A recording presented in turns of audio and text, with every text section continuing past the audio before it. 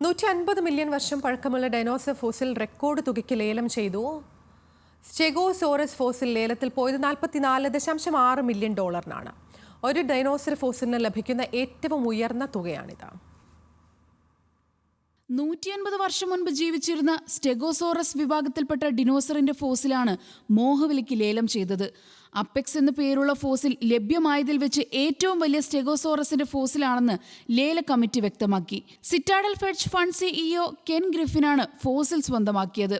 15 minute നീണ്ടുനിന്ന ലേലം വിളിക്കൊടുവിലായിരുന്നു apex ഗ്രിഫിന് ലഭിച്ചത്. ഫോൺ വഴിയാണ് ഗ്രിഫിൻ ലേലത്തിൽ പങ്കെടുത്തത്. അപ്പെക്സ് അമേരിക്കയിൽ ജനിച്ചതാണെന്നും അമേരിക്കയിൽ തന്നെ തുടരുമെന്നുമായിരുന്നു ലേലത്തിനു ശേഷം ഗ്രിഫിന്റെ പ്രതികരണം. ഫോബ്സ് നൽകുന്ന വിവരമനുസരിച്ച് $37.8 ബില്യൺ ആസ്തിയുള്ള ഗ്രിഫിൻ ഇത്തരം ലേലങ്ങളിൽ പങ്കെടുക്കുകയും മോഹവിലയ്ക്ക് പുരാവസ്തുക്കൾ സ്വന്തമാക്കുകയും ചെയ്യും. മ്യൂസിയങ്ങളുമായി വ്യവസ്ഥയുണ്ടാക്കി പിന്നീട് പുരാവസ്തുക്കൾ മ്യൂസിയങ്ങൾക്ക് കൈമാറും. മുൻപ് അമേരിക്കൻ ഭരണഘടനയുടെ ആദ്യ പ്രതി ലേലത്തിലൂടെ സ്വന്തമാക്കി മ്യൂസിയത്തിന് കൈമാറിയിരുന്നു.